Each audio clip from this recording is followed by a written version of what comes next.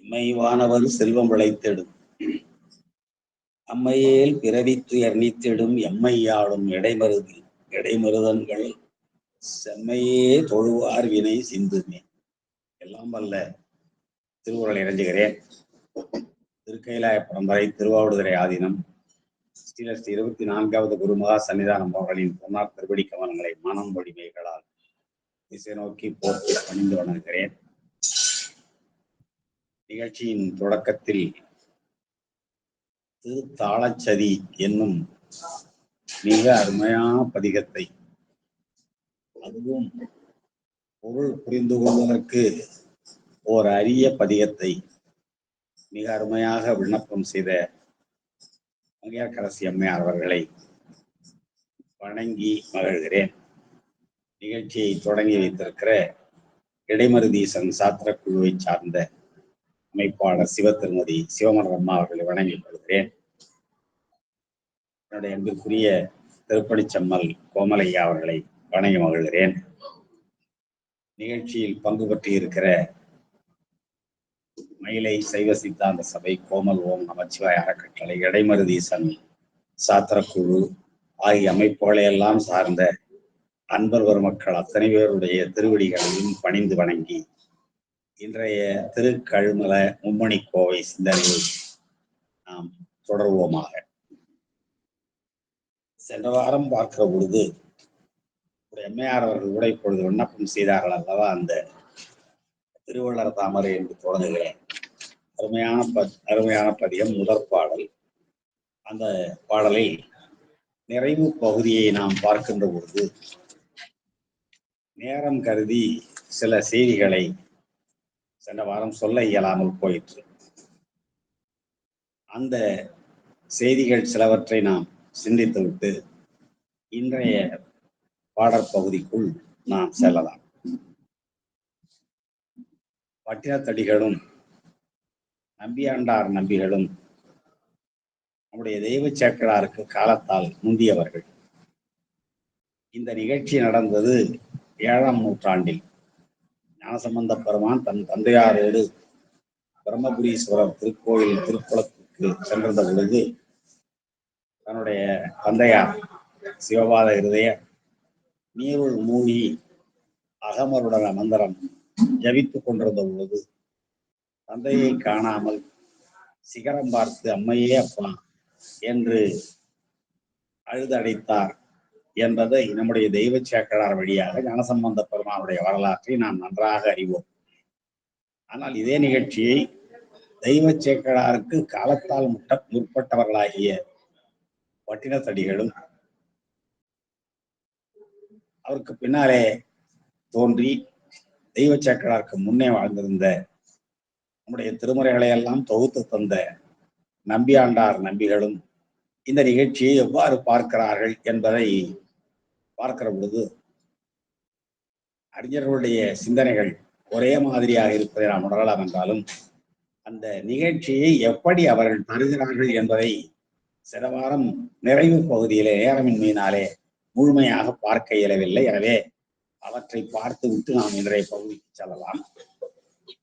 அண்ணாயோ என்று அழைப்ப, இங்கே முதற் பாடலிலே, அதாவது திருவள்ளுவர் தாமரை என்று தொடங்குகிற அந்த முதற் பாடலிலே திருவளர் பவள பெருவரை மணந்த என்று தொடங்குகிற அந்த முதற் பாடலிலே 25வது அடியிலே அண்ணாயோ என்று அழைப்ப, அதற்கு முன்பாக தாதையோடு வந்த வேதிய சிறுவன் என்று குறிப்பிடுகிறான். தன்னுடைய தந்தையாகிய சிவபாத இருதயரோடு திருக்கோயிலுக்கு வந்த வேதிய சிறுவனாகிய ஞானசம்பந்த பெருமான் தளர் நடை பருவத்து, ஏனென்றால் அவர் 3 ஆண்டுகள் மட்டுமே நிரம்பியவர். நடை விரைத்தநடையாக இருக்க முடியாது, தளர் நடை பருவமாகத்தான் இருக்க முடியும். எனவே அவ்வாறு மூவாண்டில் தளர்ந்த நடையோடு வருகின்ற அந்த பருவத்தில் பலர் பசி வருத்த திருக்கோயிலுக்குள் தந்தை அழைத்து செல்கிறார். அப்பொழுது அவருக்கு பசி வருவதற்கு வாய்ப்பில்லை. இங்கே வளர்பசி வருத்த என்று நம்முடைய பட்டினத்தடிகள் குறிப்பிடுவது என்றால், அந்த பசி என்பது பெருமானை பிரிந்து வந்ததனாலே ஏற்பட்ட அந்த தொடர்ந்த பிரிவு உணர்வுதான் பசி. திருவடி திருந்தடி மறக்கிலாத என்னை மையல் செய்து மண்ணின் மேல் பிறக்குமாறு காட்டினாய் என்று ஞானசம்பந்த பெருமானை திருத்தூர்த்தியில் குறிப்பிடுவது போல, இந்த மண்ணின் மேல் பிறந்ததற்கு பிறகு பெருமானிடமிருந்து பிரிந்து வந்த அந்த பிரிவாற்றாமையினாலே ஏற்படுகிற வருத்தம் தான் இங்கே வளர்ப்பசி என்று நம்முடைய பட்டினத்தடிகளாலே குறிப்பிடப்படுகிறது.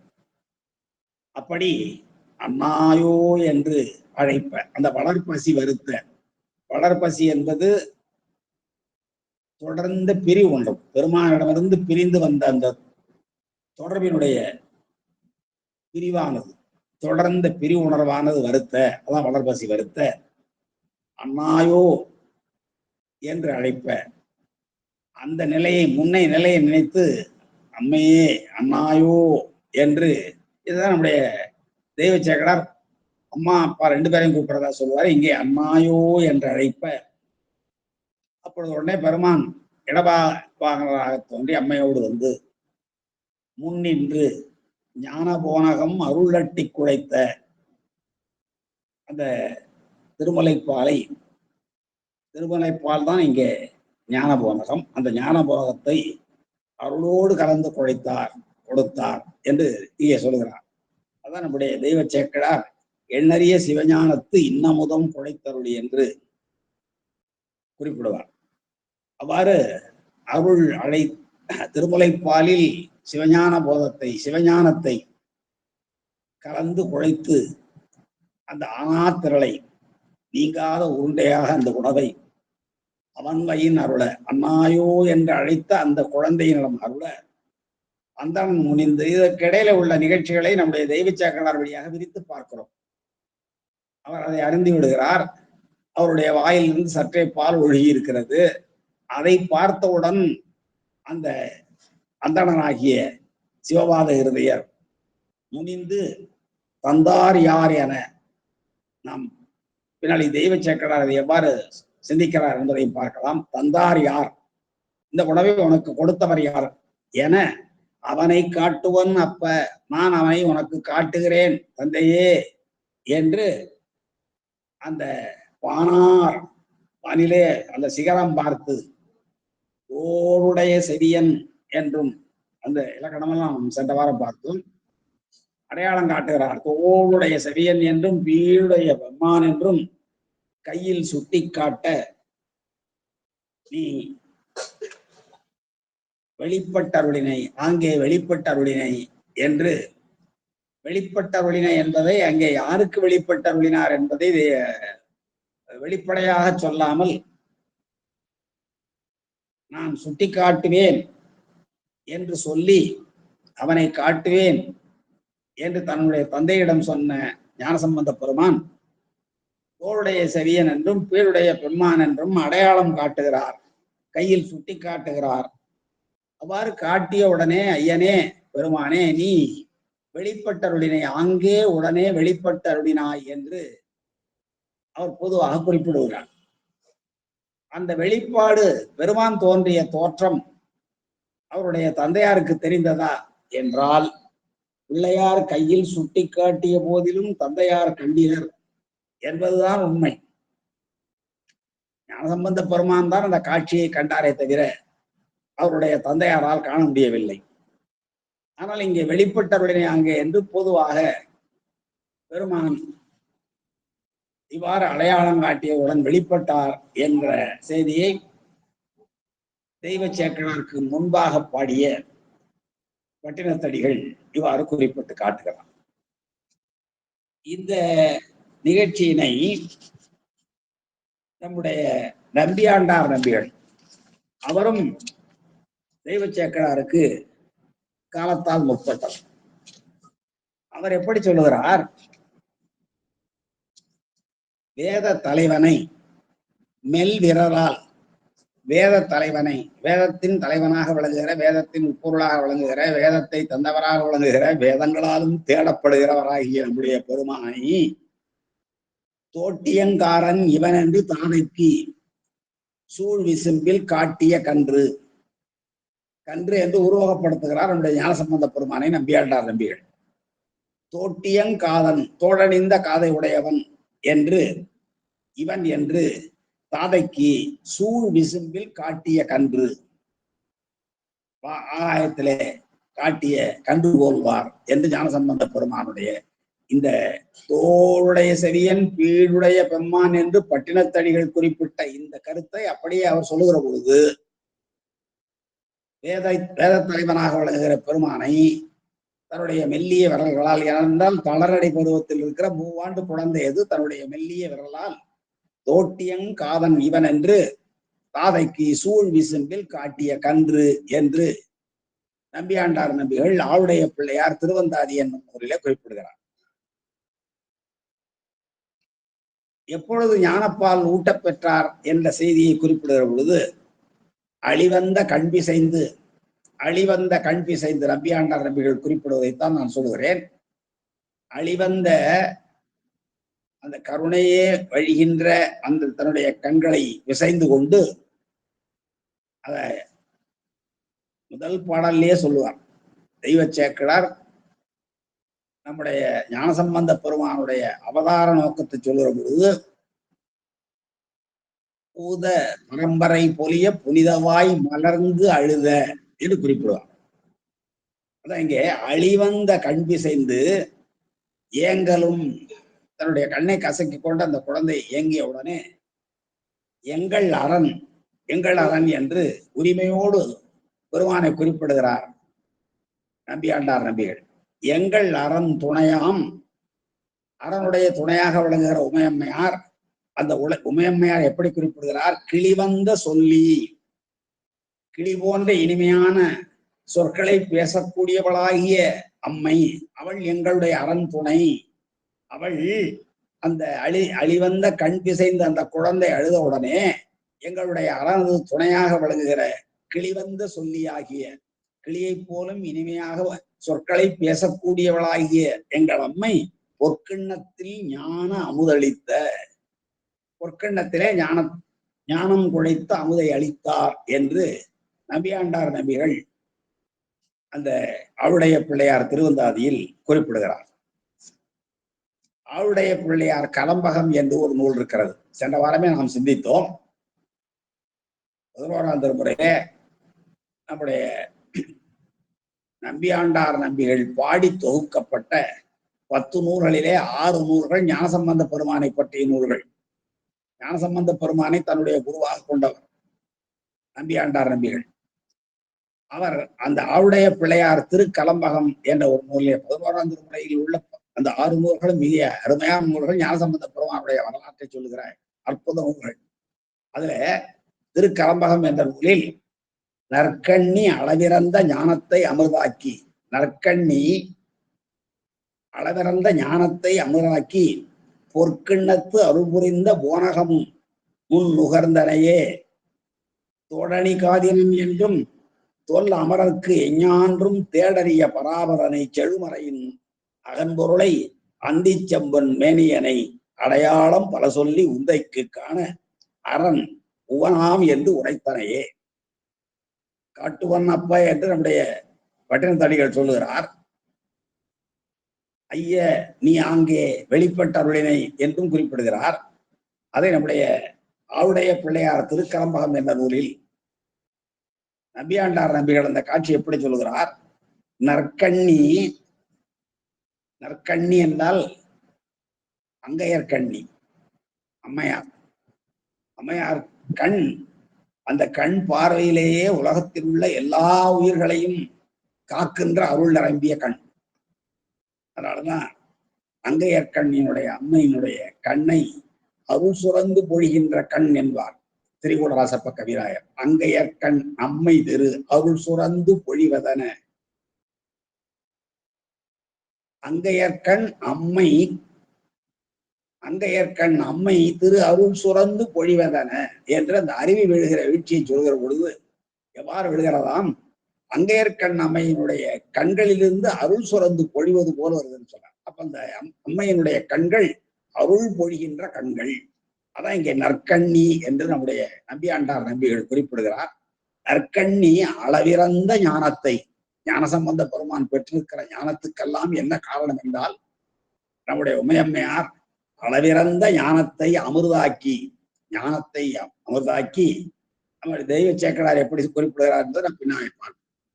அமிர்தாக்கி பொற்கிண்ணத்து அருள் புரிந்த, பொற்கிண்ணத்திலே தந்த பெருமாட்டி அருளாக தந்த போனகமும் முகர்ந்தனையே, அந்த உணவினை நீ அப்பொழுது அருந்தி மகிழ்ந்தாயே.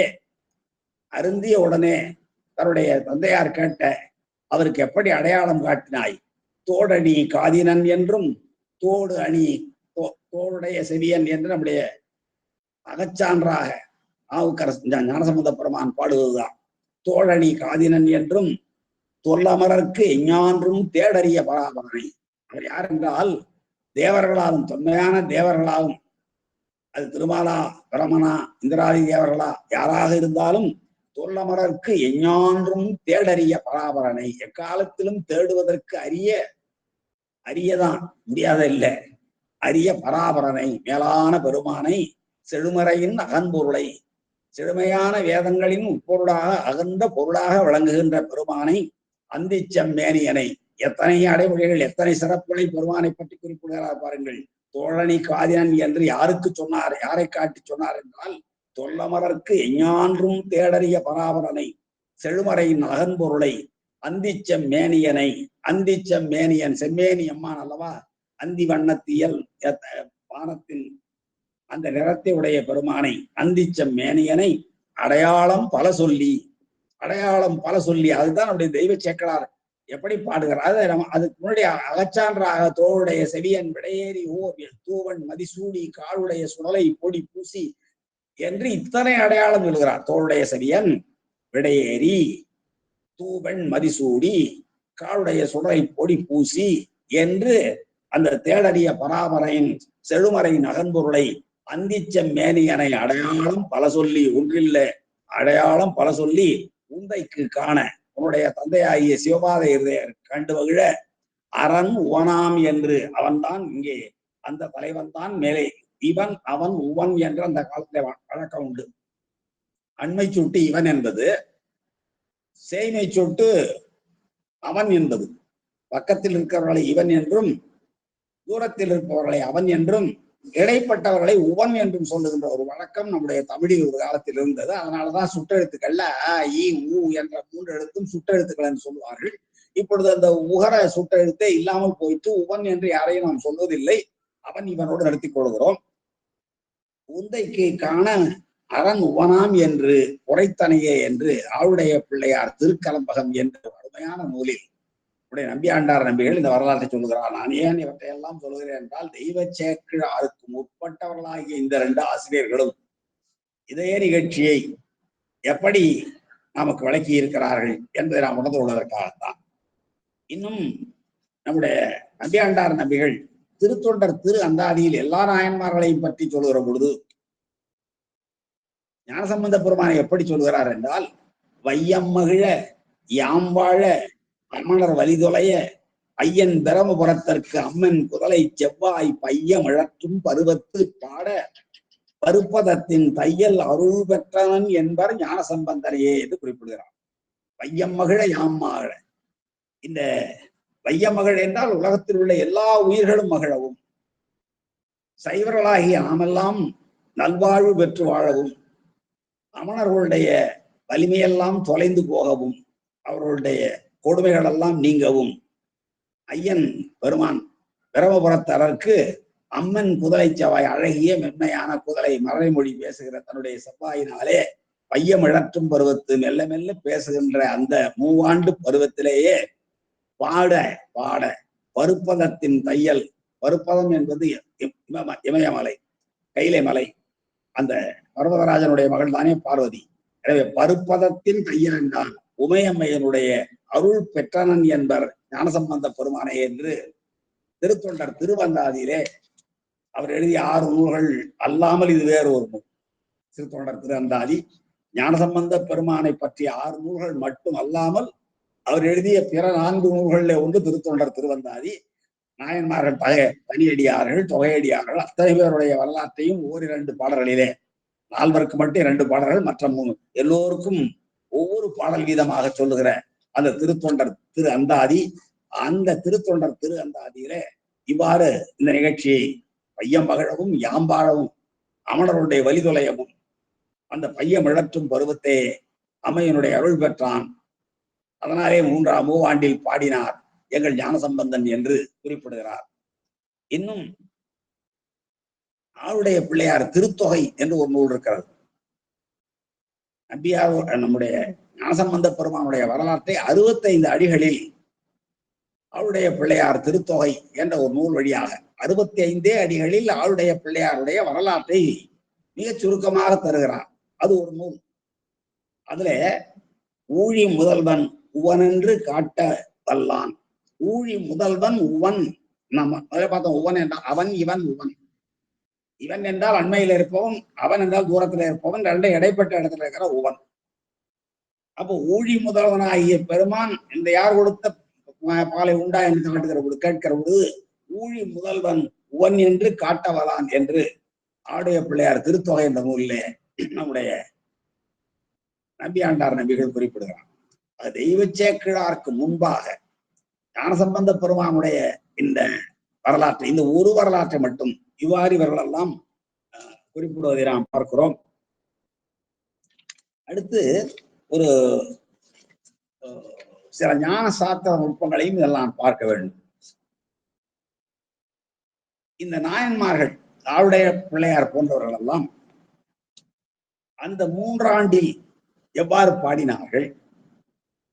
அவர் வாழ்ந்த காலம் மிக குறைவானதுதான், 16 ஆண்டுகள். அந்த குறுகிய காலத்துக்குள் ஒரு 16-17 அற்புதங்களை செய்திருக்கிறார் ஞானசம்பந்த பெருமான். ஞானசம்பந்த பெருமான் நிகழ்த்திய அற்புதங்கள் அந்த திருக்கோலக்காவில் திருத்தாளம் பெற்றது, திருநெல்வாயில் அறத்துறையிலே முத்து சிவிகை பெற்றது, பட்டீஸ்வரத்திலே அந்த முத்து பந்தல் பெற்றது, ஒரு இடத்திலே முயலகன் நோய் தீர்த்தது என்று வரிசையாக அவருடைய அற்புதங்களை எல்லாம் சொல்லி நம்முடைய உமாபதி சிவாச்சாரியார் திருத்தொண்டர் புராண சாரம் என்று சொல்லுகிற நூலிலே, திருத்தொண்டர் புராண சாரம் அல்லது திருத்தொண்டர் புராண பயன் என்று சொல்லப்படுகிற நூலில் நம்முடைய சந்தானாச்சாரியர்களில் ஒருவராகிய புறச்சந்தான ஆசிரியர்களில் ஈட்டில் வருகிறவராகிய உமாபதி சிவாச்சாரியார் 2 பாடல்கள் வழியாக ஞானசம்பந்த பெருமான் பாடியிருக்கிற அற்புதங்களை எல்லாம் தொகுத்து பாடுகிறார். 17 அற்புதங்களை அவர் சொல்லுவார். இவையெல்லாம் அந்த 3 ஆண்டிலிருந்து 16 ஆண்டுகள் வரை வாழ்ந்த ஞானசம்பந்த பெருமானாலே எப்படி முடிந்தது?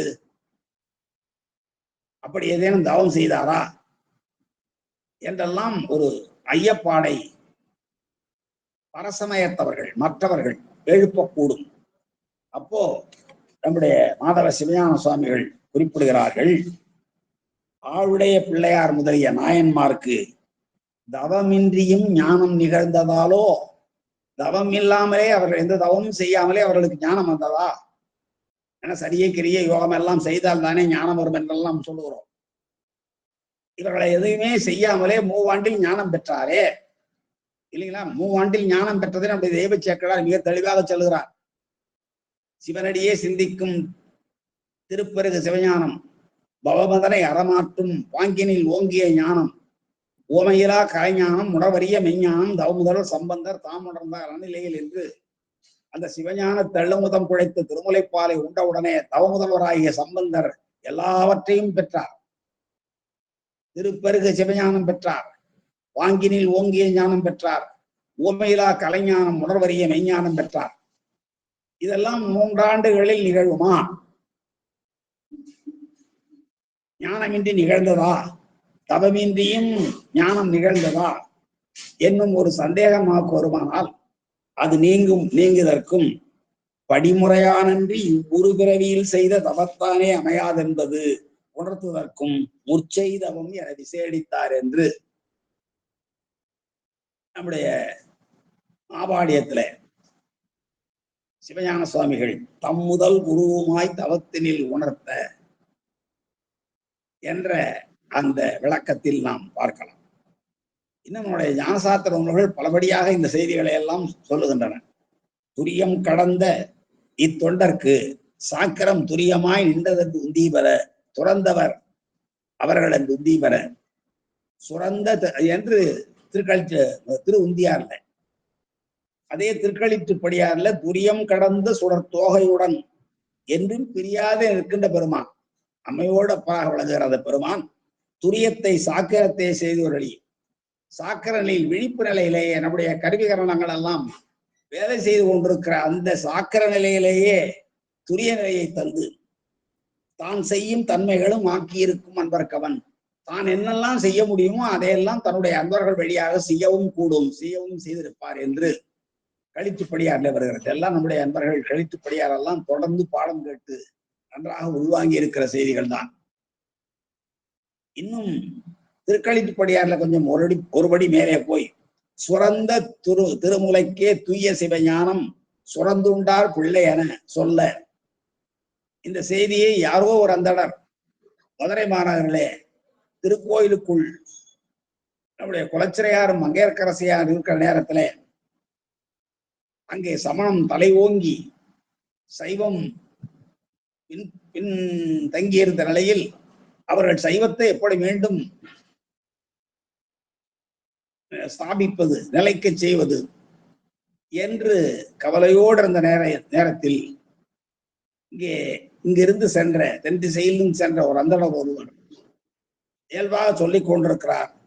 அந்த செய்தியை கேட்டவுடனே, அதாவது ஞானப்பால் உண்ட செய்தியை அங்கே சொல்லிக் கொண்டிருக்கிறார். அதான் அந்த சுரந்த திருமலைக்கே தூய சிவஞானம் சுரந்துண்டார் பிள்ளை என சொல்ல, அந்த அந்தனர் அங்கே சொல்ல, சுரந்த தனமுடையாள் தென்பாண்டி மாதேவி.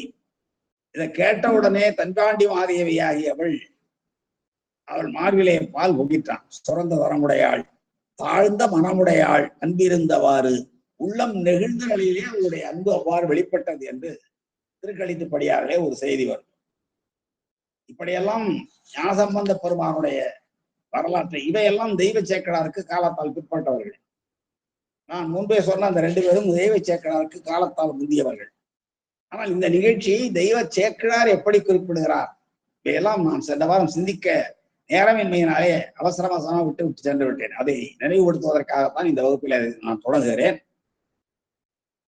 இந்த வளர்பசி வருத்த என்று சொன்னார் அல்லவா நம்முடைய தளர்நடி பருவத்து தாதையோடு வந்த வேதிய சிறுவன் தளர்நடி பருவத்து வளர்பசி வருத்த அண்ணாயோ என்று பட்டினத்தடிகள் பாடுவத, அந்த வளர்பசி வருத்த என்ற அந்த நிலைக்கு நம்முடைய தெய்வ சேக்கடா பெருமான் எப்படி அதை விளக்குகிறார் என்றால், மறைமுனிவர் மூழ்குதலும், தன்னுடைய தந்தையாரானவர் அகமருடன் மந்திரம் ஜபிப்பதற்காக நீருக்குள் மூழ்கிய உடனே மற்றவர் தம்மை காணாது இறை தறியார் ஒரு சிறு பொழுதும் பொறுத்து கொள்ள முடியாமல் அந்த இறை தறியார் எனும் நிலைமை தலைக்கிடா, அதை காரணமாக கொண்டு ஈசர் கழல் முறிபுரிந்த முன்னுணர்வு மூல, அதான் நான் முன்னாடியே சொன்ன, வளர்பசி என்பது பசி இல்லை, அது அந்த பிரிவு ஆற்றாமை, தொடர்ந்த பிரிவு, அது தொடர்ச்சியாக முன்பிருந்த நிலையிலிருந்து அவர் இங்கே இறங்கி வந்ததனாலே அந்த பிரிவு உணர்வு, அதுதான் அந்த பசி, வளர்பசி. அதான் அதைத்தான் தேவை சேக்கரார் தன்னுடைய பாடலில் உள்ளடக்கி முறை புரிந்த முன் உணர்வு மூல, பசினாலே அவர் அளவில்லை, வெறும் வயிற்று பசி இல்லை. வளர்பசி என்பது வயிற்று பசி இல்லை, அந்த வளர்பசி என்பது அந்த முன் உணர்வு தான், தொடர்ந்து பிரிவு உணர்வு. அதைத்தான் நம்முடைய தெய்வ சேக்கரார் என்ன சொல்கிறார், முறை புரிந்த முன்னுணர்வு மூல அழத் தொடங்கினார்.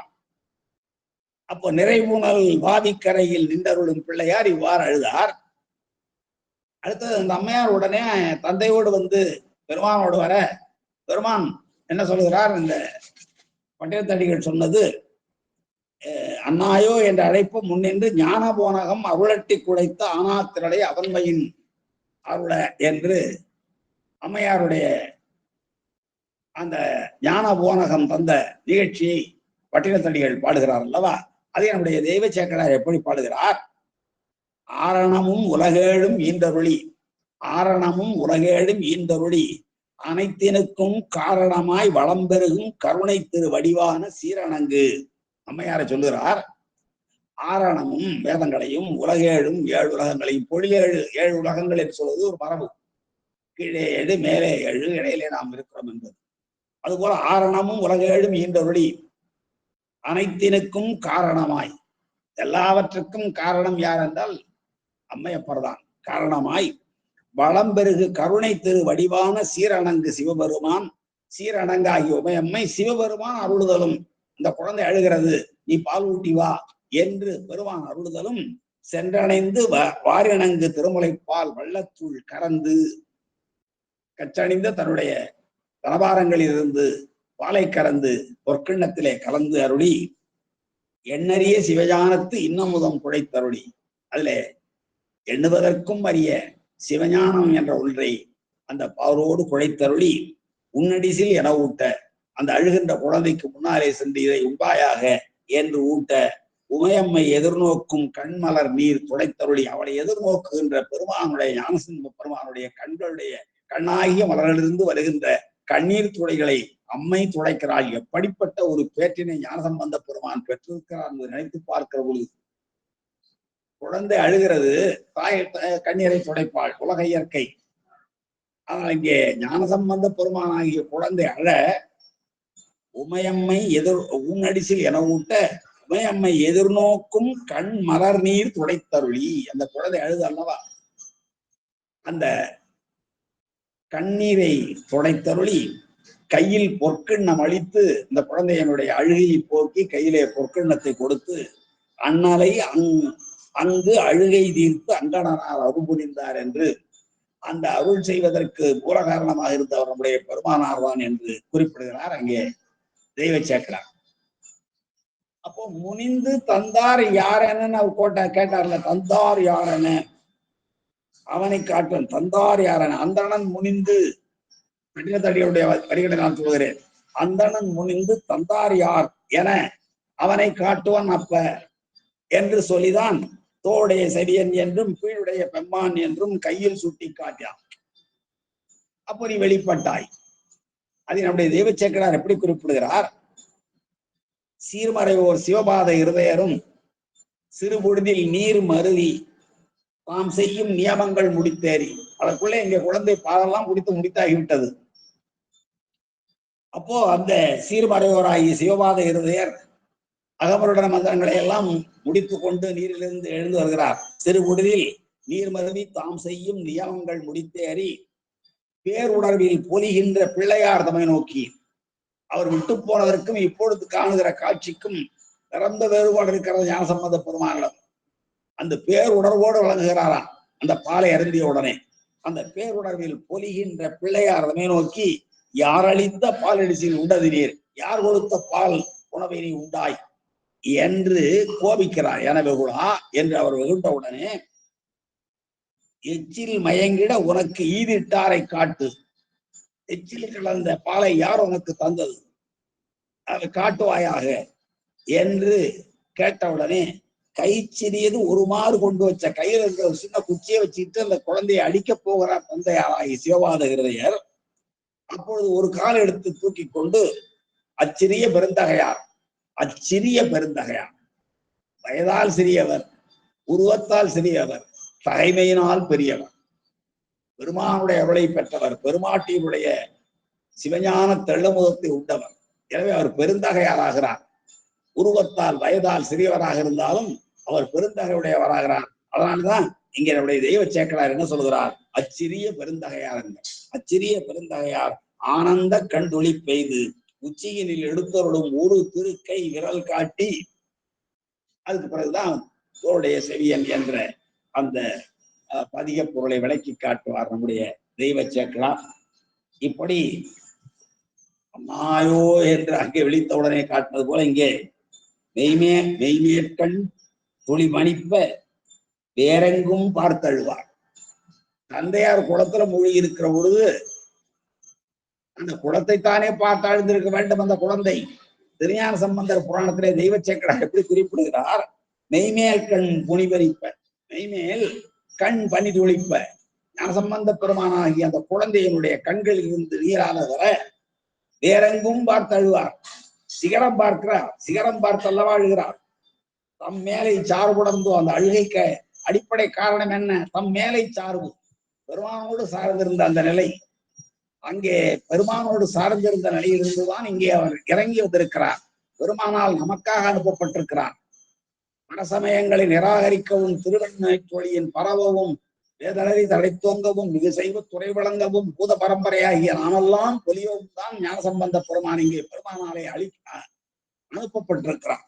அதனாலேதான் தம் மேலை சார்புணர்ந்தோ சாரும் பிள்ளைமைதானோ அல்லது குழந்தைத்தனமையோ செம்மேனி வெண்ணீற்றர் திருத்தோணி சிகரம் பார்த்து செம்மேனியுடைய எப்பொழுதும் வெந்நீர் அணிந்திருக்கிற பெருமான் எழுந்தருளி இருக்கிற அந்த திருச்சிகரம் பார்த்து அம்பே அப்பா என்று அழைத்தருளி அழுதருளை என்று நம்முடைய தெய்வ சேக்கலார் இந்த வரலாறை காட்டுகிறார். தெய்வ சேக்கலார் குறிப்பிடுகிற வரலாறு விரிவாக இருக்கிறது. அதை சுருக்கமாக நம்முடைய வெண்காட்டடிகளாகிய பட்டினத்தடிகளும் நம்பியாண்டார் நபிகளும் எவ்வாறெல்லாம் அந்த நிகழ்ச்சியை காட்டுகிறார்கள் என்பதை ஓரளவு நாம் சென்ற வாரம் சிந்திக்க இயலாமையினாலே இப்பொழுது சிந்தித்தோம் என்று சொல்லி அடுத்து இன்றைய பாடற் பகுதிக்குள் நாம் செல்லலாம்.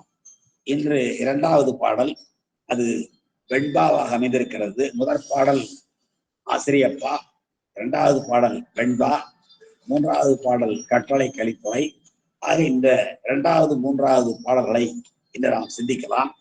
இரண்டாவது பாடல் பார்க்கிறோம். வெண்பாவில் அமைந்திருக்கிற பாடல் அருளின் கடல். மிக எளிமையான பாடல், அருமையான பொருள். அருளின் கடல் அடியேன் அன்பென்னும் ஆறு பொருளின் திரள் புகழிநாதன் இருள் முழுதும் கண்டத்தான் என்பாரை காதலித்து கைதொழுவார்க்கு அண்டத்தார் தாமார் அதற்கு. அருமையான வினாவை வைக்கிறார் நம்முடைய பட்டினத்தடிகள். பெருமான் யார்? அருளின் கடல், அன்பென்னும் ஆறு, பொருளின் திரள், புகழிநாதன்.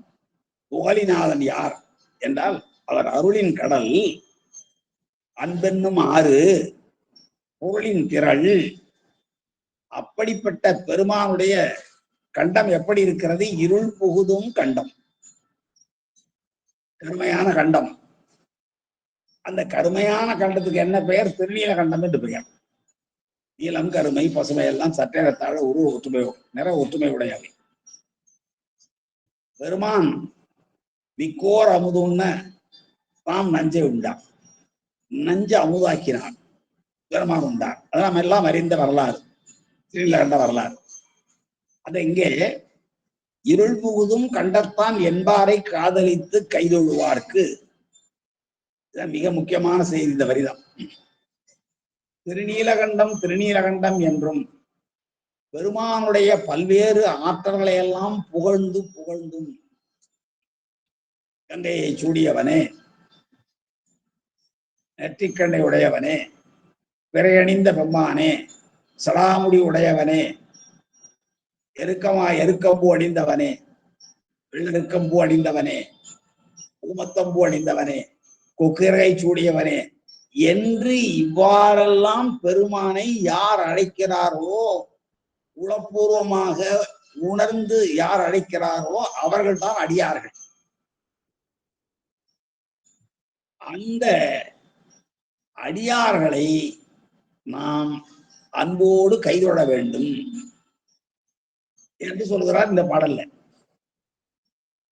இந்த பாடலுடைய முக்கியமான பகுதி என்ன என்றால், சிவனடியார்களை வணங்குங்கள். இந்த சிவனடியார்களை ஏன் வணங்க வேண்டும் என்றால் அதற்கு நிறைய எடுத்துக்காட்டுகளை நாம் எல்லாம் நன்றாக அறிவோம். திருமுறைகளிலேயும் சித்தாந்த சாஸ்திரங்களிலேயும் அடியார வழிபாட்டுடைய சிறப்புகளை எல்லாம் பற்றி நிரம்ப செய்திகள் இருக்கின்றன. நாம் சிவஞான போதத்தினுடைய கடைசி சூத்திரம் கூட சிந்தித்து பார்க்கலாம் பின்னாலே. இந்த பாடலை எப்படி பொருள் செய்ய வேண்டும் என்று முதல்ல பார்த்து விடுவோம். அடியேன் அடியேன் பட்டினத்தடிகள் சொல்கிறார், அடியேன் அன்பென்னும் ஆறு பொருளின் திரள் புகழிநாதன் இருள் புகுதும் கண்டத்தான் என்பாரை காதலித்து கைதொழுவார்க்கு அருளின் கடல். நேர போனும்.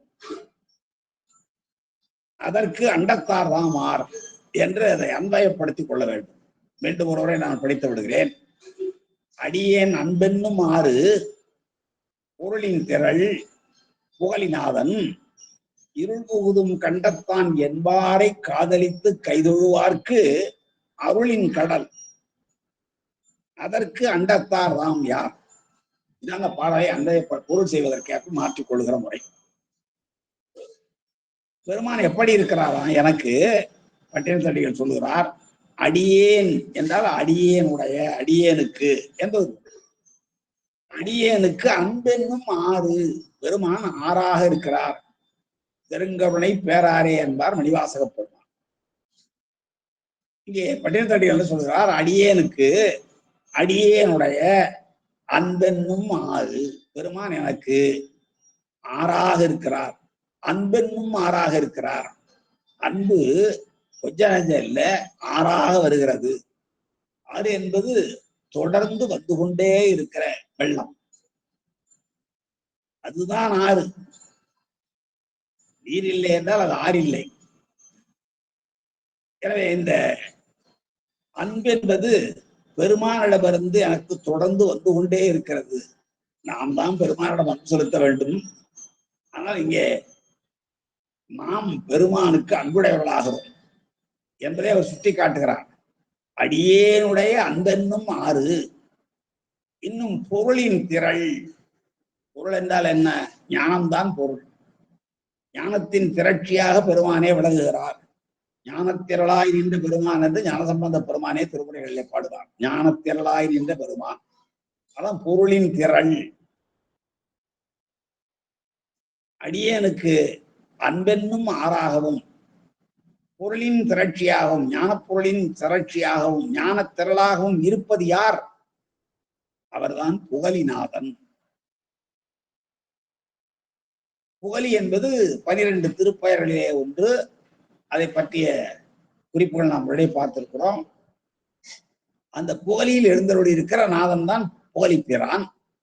அவர் பிரம்மபுரீஸ்வரராக இருக்கலாம், கழுமலநாதனாக இருக்கலாம், எப்படி வேண்டுமானாலும் அவரை எந்த பெயரிட்டு வேண்டுமானாலும் அழைத்துக் கொள்ளலாம்.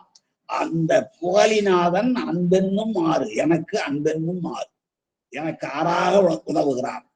பெருமான் எனக்கு அன்பை வழங்குகிறார், ஞான திரளாய் விளங்குகிறார், ஞான திரட்சியாய். பொருள் என்பது ஞான திரட்சி, ஞான திரட்சியாய் விளங்குகிறார். அப்படிப்பட்ட பெருமானை எப்படி அழைக்கிறார்கள் அடியவர்கள் என்றால், இருள் புகுதும் கண்டத்தான், இருள் புகுதும் கண்டத்தான். இருள் புகுந்தது போன்ற நீல நிறமுடைய கழுத்தை உடையவரே, திருநீலகண்டரே, திருநீலகண்டரே, திருநீலகண்டரே என்றும் என்பாரை என்று இவ்வாறு சொல்லுகிற அடியார்களை நாம் காதலிக்க வேண்டும், நாம் அன்பு செலுத்த வேண்டும்.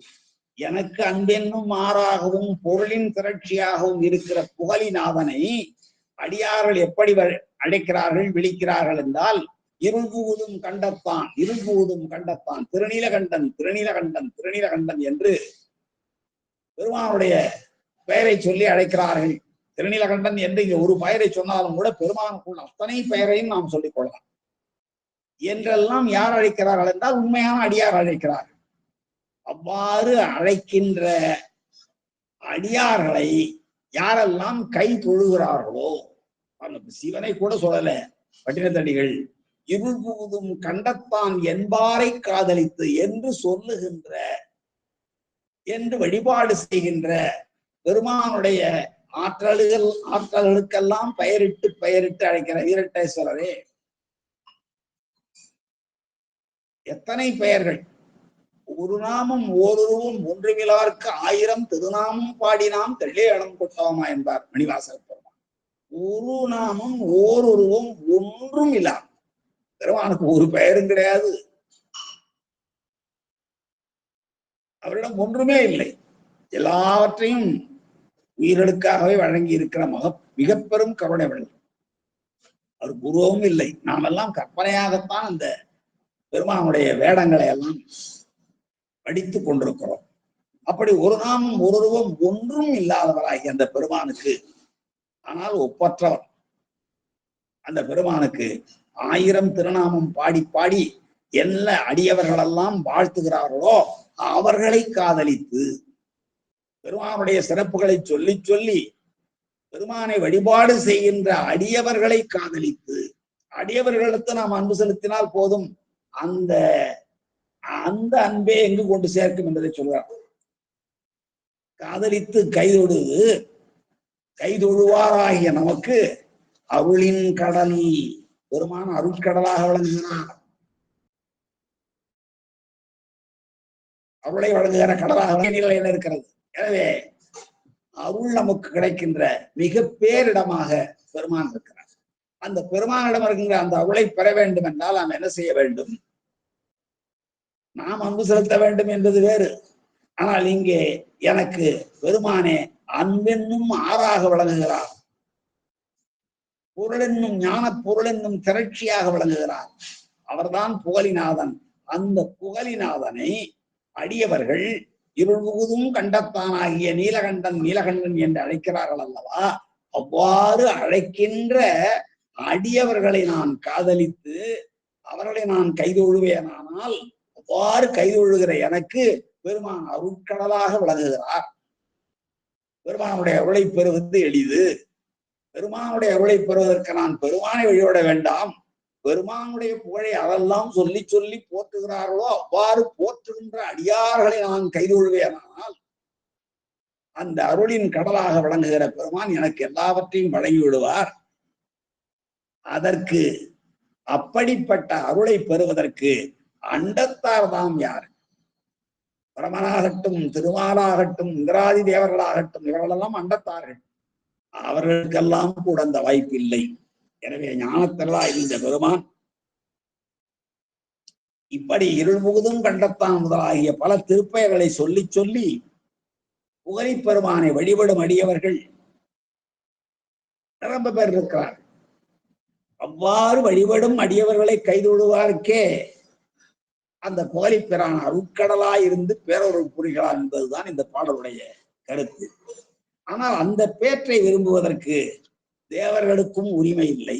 ஏன் தேவர்களுக்கும் உரிமை இல்லை என்றால், தேவர்கள் செய்கின்ற வழிபாடு காமிய வழிபாடு, பயன் கருதிய வழிபாடு. இந்திரன் என்பவன் இன்னொருவன் 100 யாகங்கள் செய்து இங்கே வந்துவிடக் கூடாதே என்ற ஆசையில் மற்றவர்கள் யாகம் செய்தாலும் தடை செய்பவன். அதே போலதான் பிரம்ம விஷ்ணுக்களும் தங்களுடைய பதவியை தக்க வைத்துக் கொள்ள வேண்டும், காத்துக்கொள்ள வேண்டும் என்று பெருமானை வழிபாடு செய்வார்கள். அவருடைய வழிபாடுகள் எல்லாம் பயன் கருதிய வழிபாடுகள். எத்தனை அந்த எந்த தேவலோக கூட்டத்தில் இருக்கிற அத்தனை பேருடைய வழிபாடும் பயன் கருதிய வழிபாடு. ஏனென்றால் அந்த பெற்ற சுகத்தை தொடர்ந்து அனுபவித்துக் கொண்டிருக்க வேண்டும் என்றார். அது இயற்கை.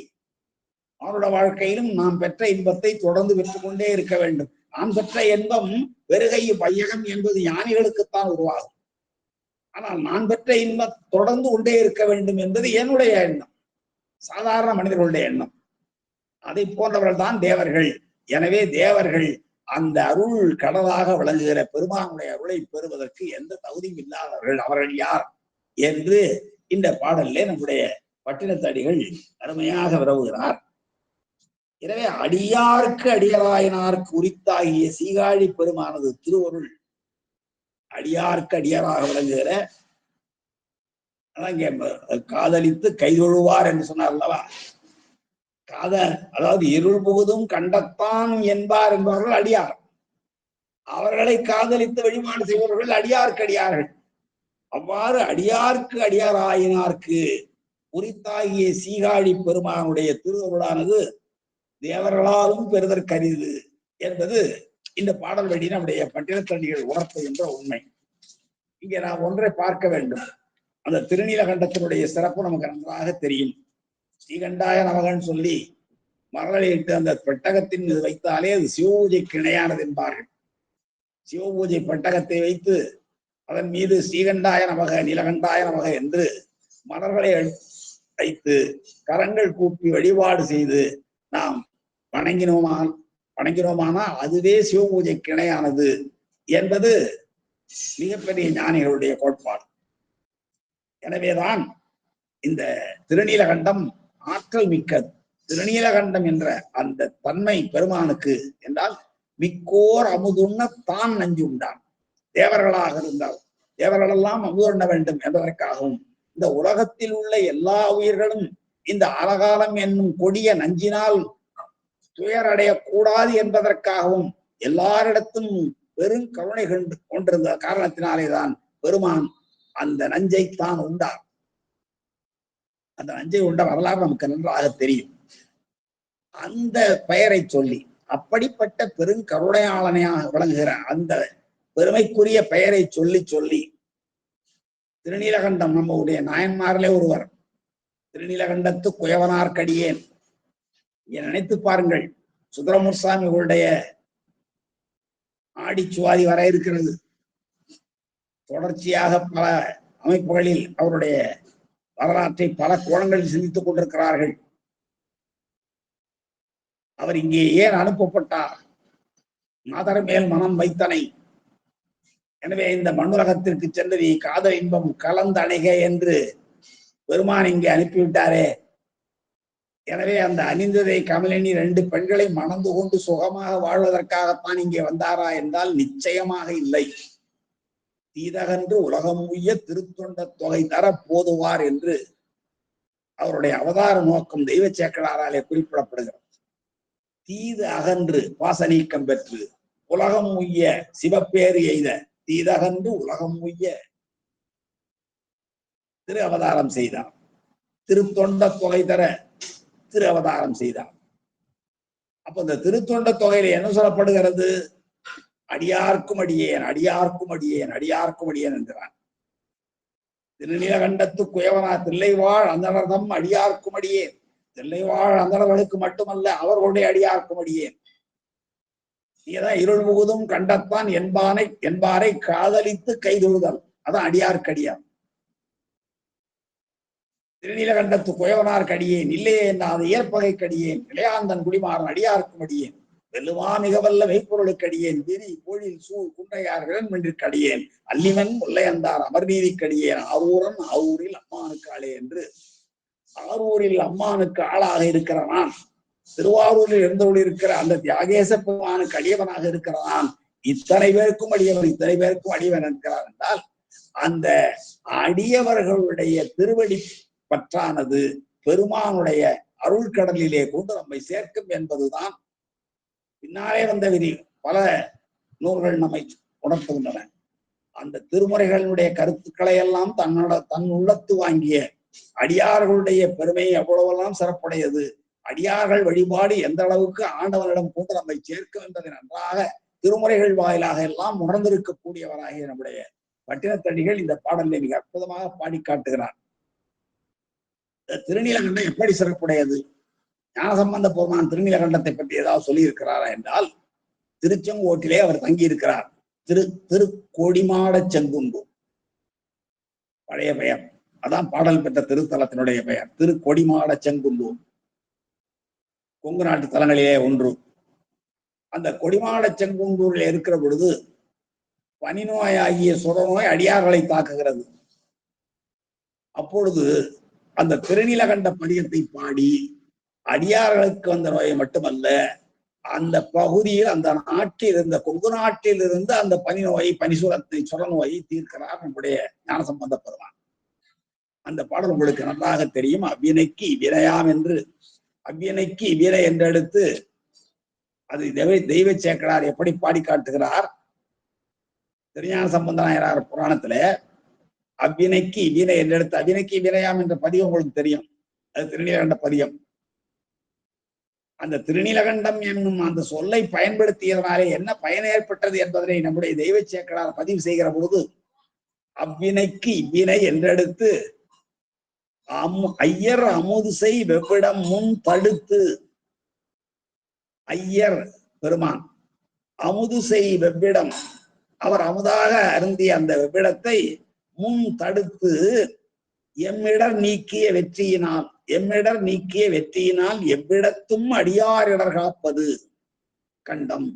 எவ்விடத்தும் அந்த திருநீலகண்டம் என்ன பண்ணுது? முதல்ல பெருமான் அமுது செய்கிற அந்த வெவ்விடத்தை முன்னாலே கழுத்திலே தடுத்து எங்களுடைய இடரையெல்லாம் நீக்கிய வெற்றியினாலே, தேவர்களுக்கு வெற்றியினாலே அவர்களுக்கு மட்டுமல்ல எவ்விடத்தும் அடியார் இடர் காப்பது, எல்லா இடங்களிலும் அடியார்களுக்கு வருகிற இடர்களை அவர்கள் இந்த இடர்களிடமிருந்து அடியார்களை காப்பது கண்டம் என்றே திருநீலகண்டம் என்றே செய்வினை தீண்டா, செய்வினை தீண்டா திருநீலகண்டம் என்று செப்பினார் நம்முடைய ஞானசம்பந்த பெருமான் என சேக்கிழார் அந்த வரலாற்றை குறிப்பிடுகிறார். இன்னும் அடியார்களோடு சேர்ந்திருப்பதனாலே என்னெல்லாம் பயன் வரும்? நாம் ரொம்ப நூல்கள் வாயிலாக படித்திருக்கிறோம். அரண் வழிபாடை விட, அதாவது மண்ணினில் பிறந்தார் பெரும் பயன். அருமையாக சைவ சமயத்தினுடைய 2 கோட்பாடுகளை சொல்லுகிற ஒரு அற்புதமான பாடல். மண்ணினில் பிறந்தார் பெரும் பயன் மதிசூடும் மண்ணாளார். அங்கு நிறுத்தல மதிசூடும் மன்னரார் அடியாரமை அமுது செய்வித்தல். அதுக்கு பிறகுதான் கண்ணினால் அவர்தான் விழா பொலிவுகள் ஆறுதல் என்றார். மண்ணினில் பிறந்தார் பெரும் பயன். இந்த உலகத்தில் மானுடராக பிறந்தவர்கள் பெறுகின்ற பயன் 2. 1 அடியார்களுக்கு அமுது செய்வித்தல், 2வது பெருமானுடைய விழா பொலிவுகள் ஆறுதல் மகிழ்வது. அப்போ அங்கேயும் அடியார்களுடைய பெருமைத்தான் சொல்லப்படுகிறது. எத்தனை இடங்களில் வேண்டுமானாலும் திருமுறைகளில் பாருங்கள், 12 திருமுறைகளிலேயும் அடியார்களுடைய பெருமைதான் சொல்லப்படுகிறது.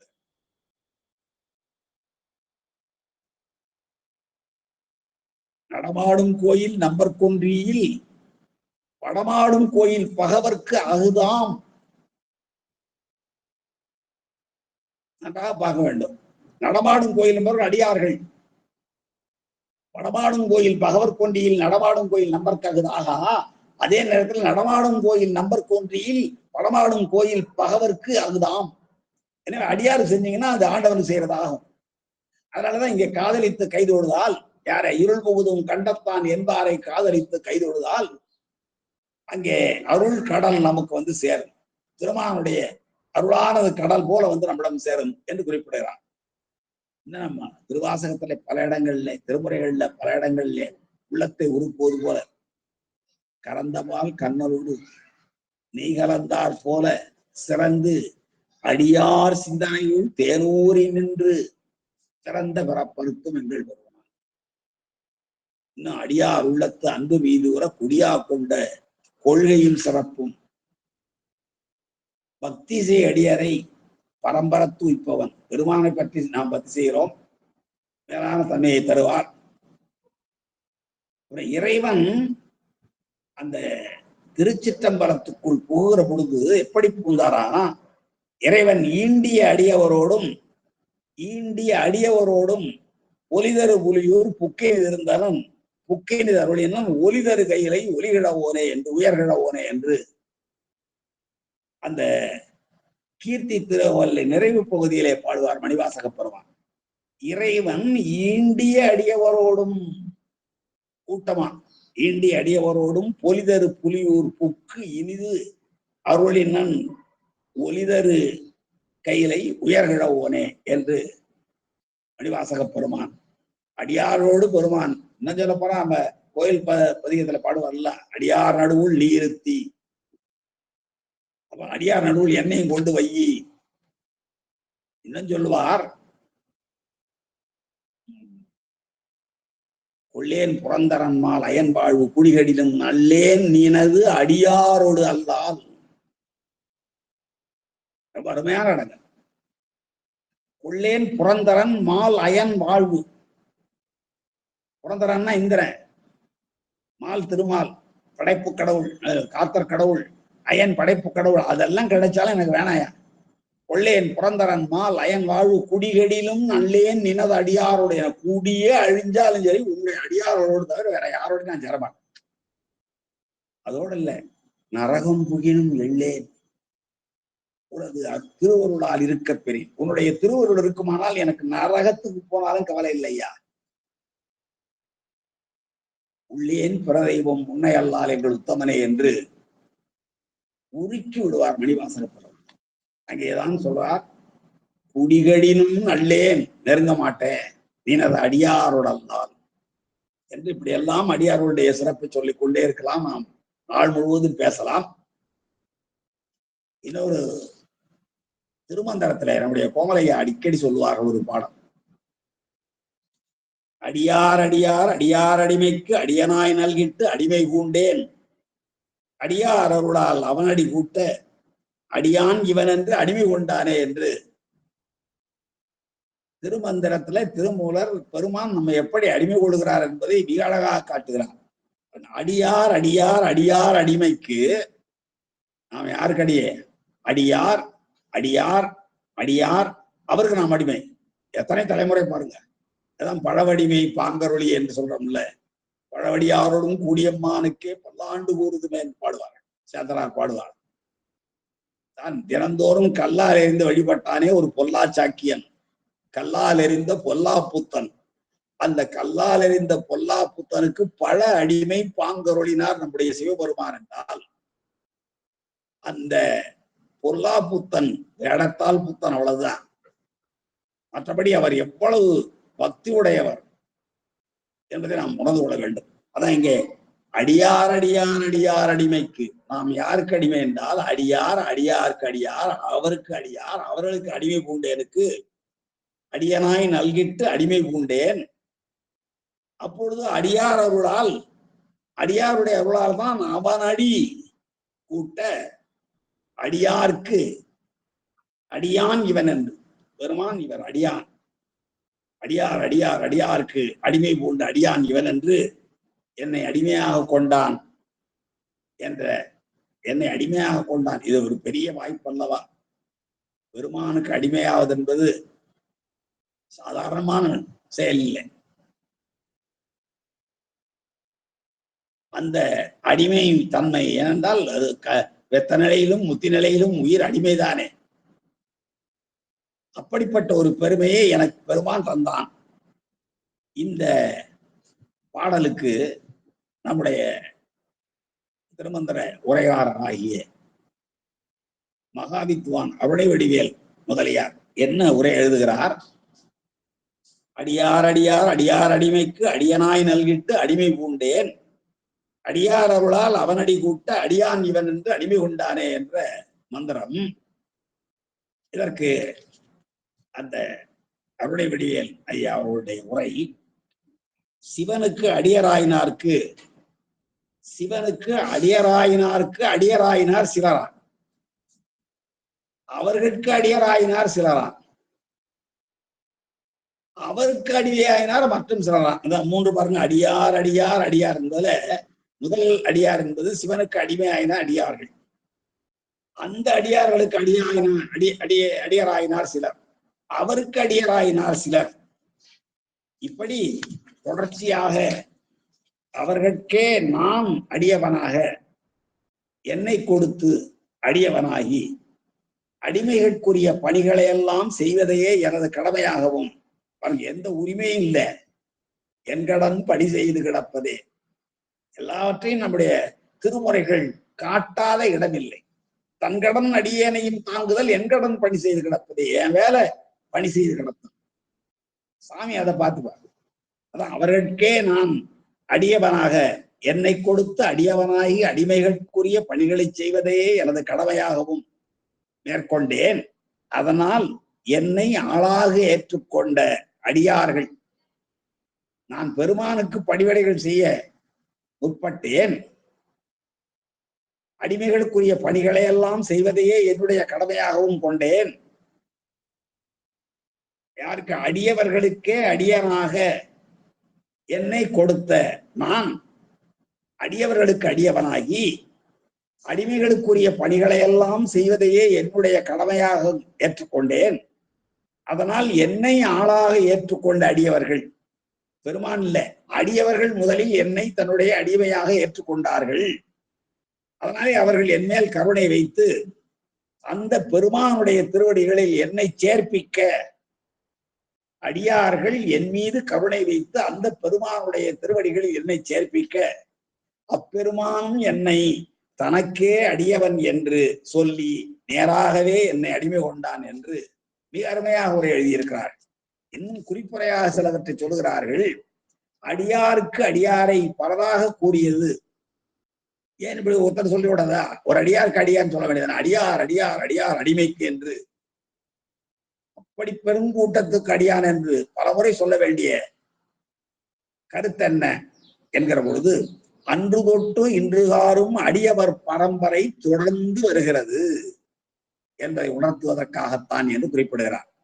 அந்த பரம்பரையில் வந்த எந்த அடியவர்க்கு அடிமை பூண்டாலும் அவர்களை சிவன் நேரே தன்னுடைய அடியவராக ஏற்றுக்கொள்வான் என்பதே இங்கு உணர்த்தப்பட்டது என்ற செய்தியை சொல்லி ஒரு மேற்கோள் காட்டுகிறார்.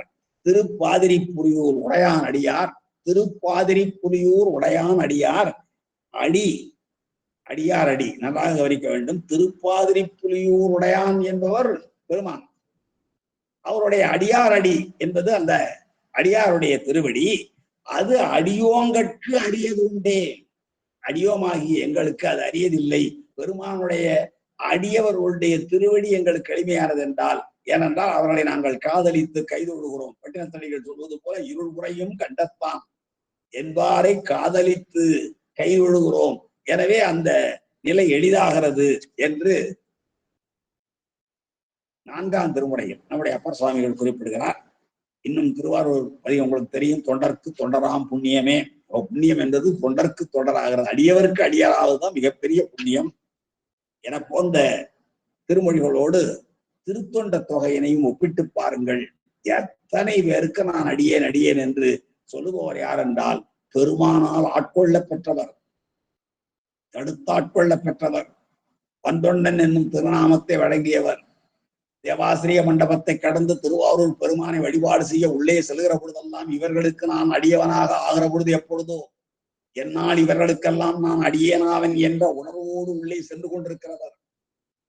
பிறன்மிண்டராலே புறகு என்று தள்ளப்பட்டாலும், அவருக்கு அருள் காட்சி கொடுத்த தியாகேச பெருமான் புறகு என்று தள்ளப்பட்டாலும், பிறகு அந்த விரல் மிண்டரே ஒரு காரணகர்த்தாவாக இருந்து அதன் வழியாகவே தில்லை வாழ்ந்தம் அடியார்க்கும் அடியேன். ஏனென்றால் இவர் வேண்டுகிறார், இவர்களெல்லாம் தேவாசிரிய மண்டபத்தில் இருப்பவர்களெல்லாம் யாரென்று என்னால் அறிய முடியாதே, அவர்கள் பெருமை என்ன, அதையெல்லாம் சொல்கிறார் நம்முடைய பெருமான். பெருமையால் தம்மை ஒப்பார். அடியாருக்கு யாரை ஓமையாக சொல்ல முடியும்? திருநீலகண்ட குயவனாருக்கு ஓமையாக யாரை சொல்ல முடியும்? திருநீலகண்டத்தார் தான். தனக்கு ஓமை இல்லாதவன் எப்படி இறைவன் தனக்கு ஓமை இல்லாதவனோ அதை போல அடியவர்கள் எல்லாரும் தனக்கு ஓமை இல்லாதவர்கள், ஒருவருக்கு நிகராக இன்னொருவரை காட்ட முடியாது என்பதைத்தான் பெருமான் சொல்லுகிறார். பெருமையால் தம்மை ஒப்பார், பேணவால் எம்மைப்பட்டார் அந்த பாடல்ல.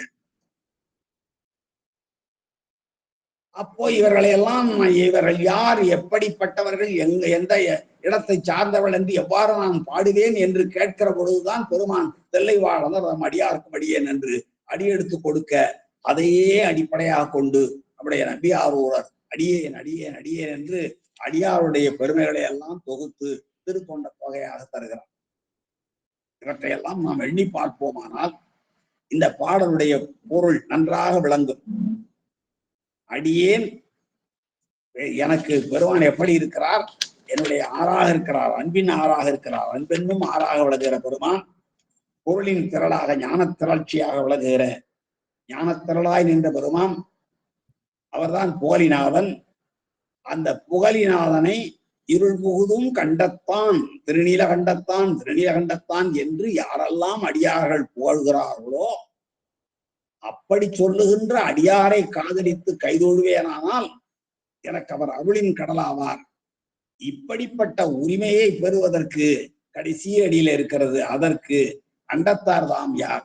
தேவலோகத்தில் இருக்கிற எந்த தேவர்களுக்கும் அந்த உரிமை இல்லை என்று அழகாக நம்முடைய பட்டினத்தடிகள் பாடுகின்ற பாடலுக்கு இப்படிப்பட்ட பல விளக்கங்களை நம்மாலே காண முடியும். இன்னும் எளிமையாக மார்கழி திங்களில் நாம் பாடி வருகிற உன்னடியார் தாழ்படிவோம், உன்னடியார் தாழ்படிவோம், ஆங்கவர்க்கே பாங்காவோம், அன்னவரே அங்கணவர் ஆவார், அவர் உகந்து சொன்ன பரிசே தொழும்பாய் பணி செய்வோம். அவர் உகந்து, பெருமான் இல்ல, அடியவர்கள் எங்களுக்கு கணவராகிவிட்டால் அவர்கள் எதை விரும்பி சொல்லுகிறார்களோ அதையே செய்வோம். அவர் உகந்து சொன்ன பரிசே பணி செய்வோம், இல்ல தொழும்பாய் பணி செய்வோம். அடியாருக்கு அடியாராகி நாங்கள் மிகவும் அடிமையாகி அதை பணி செய்வோம். இன்ன வகையில் எமக்கு எம்போன் நல்குதியேன், என்ன குறையும் இலோம் என்று பெண்கள் வாயிலாக மணிவாசக பெருமான் அடியாருக்கு அடியராகுங்கள் என்ற கருத்தை அங்கே தெளிவுபடுத்துவதை பார்க்கிறோம். இப்படி பல அற்புதமான கருத்துகள் உள்ளடக்கி இருக்கிற அருமையான பாடல் தான் இந்த 2வது பாடல். அடுத்து 3வது பாடல். இன்னும் அந்த அடியார் பெருமைகளை பற்றி சிந்தித்துக் கொண்டே இருப்போமானால் அந்த ஒரு பாடலை மட்டுமே தொடர்ந்து சிந்திக்கலாம் என்று சொல்லி, அடுத்து நான் 3வது பாடலாகிய கட்டளை கலித்துறை அமைந்திருக்கிற பாடல். அதுவும் எளிமையான பாடல் தான்.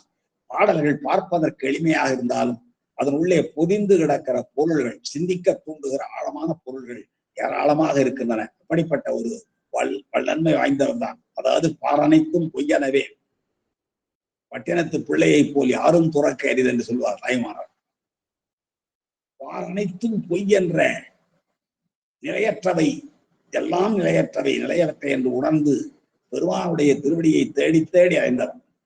எனவேதான் பூம்புகாரில் இருந்து காவிரி பூம்பட்டினத்திலிருந்து திரு இடைமருதூர் வந்து இடைமருதூர் எழுந்தருளியிருக்கிற பெருமானை பலவாறு துதித்து போற்றி பாடி அங்கிருந்து திரு கழுவலம் என்று நாம் இப்பொழுது தெரிந்து கொண்டிருக்கிற சீர்காழிக்கு வந்து இங்கே கழுவலம் உம்மணி கோவை அருளி அதன் பின்னாலே அங்கிருந்து தில்லைக்கு சென்று கோயில் நான்மணி மாலை பாடி பெருமானை புகழ்ந்து பாடி அடல் வல்லாருடைய அற்புத கூத்தினுடைய அருமைகளை எல்லாம் பாடி அங்கிருந்து நம்முடைய நம்பியாரூரர் இடக்கண் பெற்ற காஞ்சிபுரம் சென்று திரு ஏகம்பர் திரு அந்தாதி பாடி 100 பாடல்களை கொண்ட திரு ஏகம்பர் திரு அந்தாதி பாடி அங்கிருந்து திரு ஒற்றியூர் சென்று ஒற்றியூர் பெருமானை ஒற்றியூர் ஒருபா ஒருவகுது என்ற 10 பாடல்களை போற்றி பிறகு பெருமானோடு 2 கலந்த நிகழ்ச்சியுடைய அப்படிப்பட்ட ஒரு பேராற்றல் மிக்க பெருமான் தான் பட்டினத்தடிகள். அவருடைய அனுபவ வாசகங்கள் தான் இப்போது நாம் படித்துக் கொண்டிருப்பவை. இந்த 3வது பாடலாகிய கட்டளை கலித்துறை பாடலை நான் இப்போது படிக்கிறேன். அதனுடைய குரலை சிந்திக்கலாம். ஆரணம் 4ற்கும் அப்பால், ஆரணம் 4ற்கும் அப்பால் அவன் அறிய துணிந்த காரணம் நான்முகனுக்கு அறியான் நடுவாய் நிறைந்த பூரணம் எந்தை புகழிப்பிரான் பொழில் அத்தனைக்கும் காரணம் அந்த கரணம் கடந்த கருப்பொருள். மிக எளிமையான பாடல். என்ன பொருள் பாருங்க. எந்தை புகழிப்பிரான் 3ஆம் அடியிலே 2வது சீரிலிருந்து தொடங்குங்கள். எந்தை புகழிப்பிரான் என்னுடைய தந்தையாகவும் புகழியில் எழுந்தருளி எல்லாருக்கும் தலைவனாகவும் விளங்குகிற அந்த பெருமான் ஆரணம் 4ற்கும் அப்பால், ஆரணம் 4ற்கும் அப்பாற்பட்டவன். அவன் அறிய துணிந்த காரணம், அவன் அறிய துணிந்த நாரணன் நான்முகன், நாரணன் நான்முகனுக்கு அறியான் நடுவாய் நிறைந்த பூரணம் பொழில் அத்தனைக்கும் காரணம் அந்த கரணம் கடந்த கருப்பொருள். மிக எளிமையான கருத்து உடையதுதான். என்றாலும் சிந்திக்க சிந்திக்க பல பொருள்கள் தோன்றும். இன்னும் ஒரு 15 மணித்துளில் இருப்பதனாலே விரைந்து சிந்திக்க நான் விளைகிறேன். எந்தை புகழிப்பிரான், எந்தை எனக்கு தந்தை.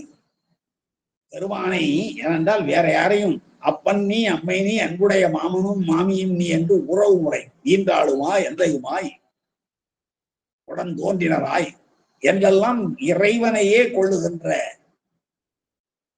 உள்ள பக்குவம் உடையவர்கள் நம்முடைய நாயன்மார்களும் அருளாளர்களும். எந்தை யாய் எம்பிரான் மற்றும் யாவர்க்கும் தந்தை தாய் தம்பிரான் தனக்கு அகுதிலாம் என்று வரையறை செய்கிறான் மணிவாசக பெருமான். எந்தை எனக்கு அப்பா அவர்தான், யாய் அம்மாவும் அவர்தான், எம்பிரான் எனக்கு தலைவனும் அவர்தான். எந்தை யாய் எம்பிரான் மற்றும் யாவர்க்கும் தந்தை, என்னை அல்லாத மற்ற எல்லாருக்கும் தந்தை அவர், தாய் அவர், தனக்கு அகுதி இல்லாதவர், பிறவா யாக்கை பெரியோர். அப்படிப்பட்ட பெருமான் முந்தி என்னுள் புகுந்தவன். என்னையே தெரியல, எனக்கே தெரியல, முந்தி என்னுள் புகுந்தவன் என்று மணிவாசக பெருமான் பெருமானுடைய ஆற்றலை சொல்கிறான். அவன் சிந்தையாலும் அறிவரும் செல்வன், சிந்தையாலும் அறிவரும் நம்முடைய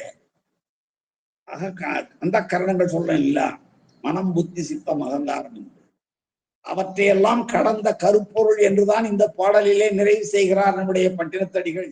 கடைசியில் பாருங்க, அந்த கரணம் கடந்த கருப்பொருள், உயிர் நாடியான பொருள்.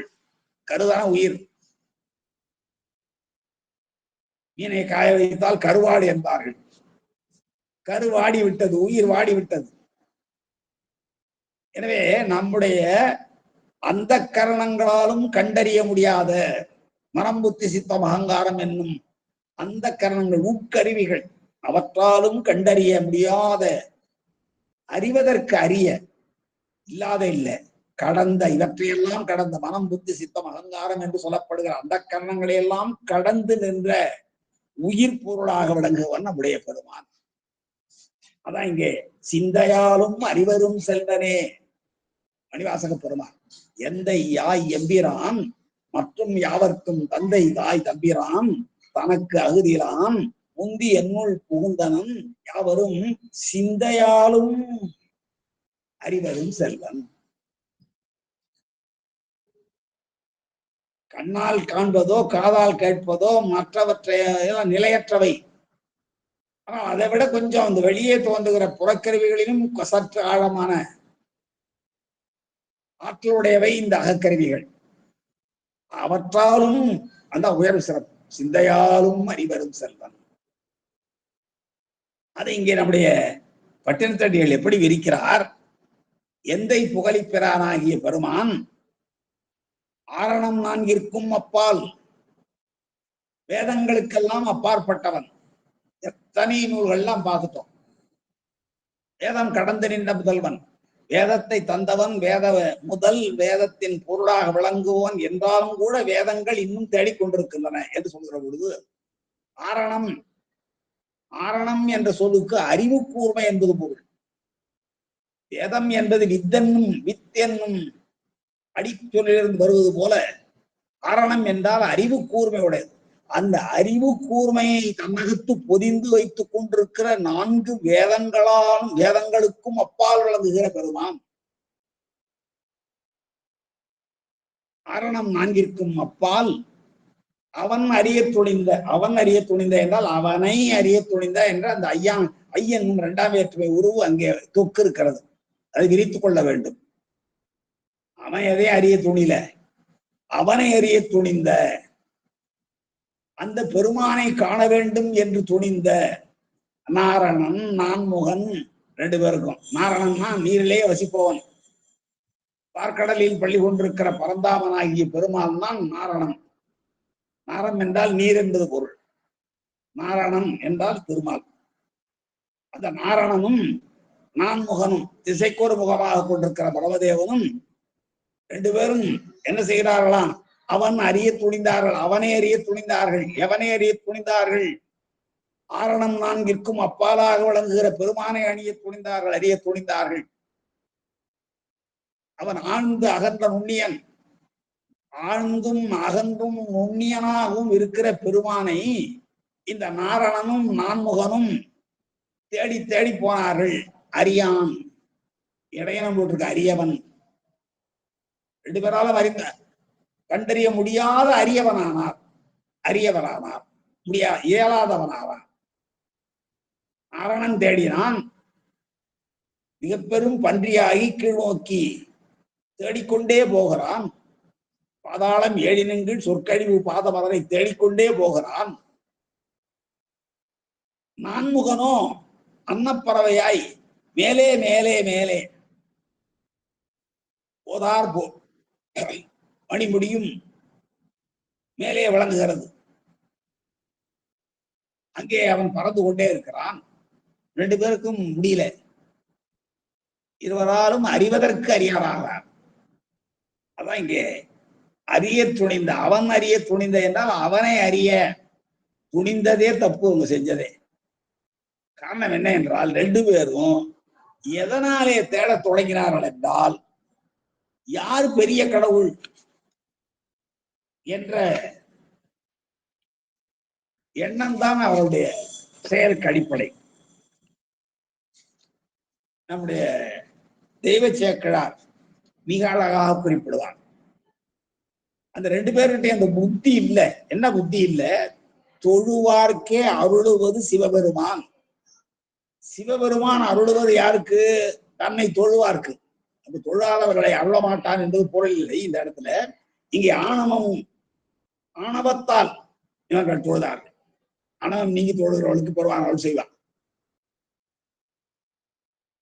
சிவபெருமான் அருளுவது தொழுவார்க்கே என அந்த தெளிவு உணர்வு இல்லாமல், அதனாலே அவர்கள் தொழாதவர்களானார் 2 பேரும்.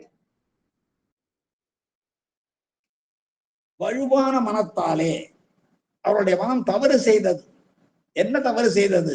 நான் தான் பெரியவன், நான் தான் இறைவன் என்ற உணர்வு 2 பேரிடம் இருந்தது. திருமாலிடம் இருந்தது, பிரமனிடம் இருந்தது. யார் பெரியவர்?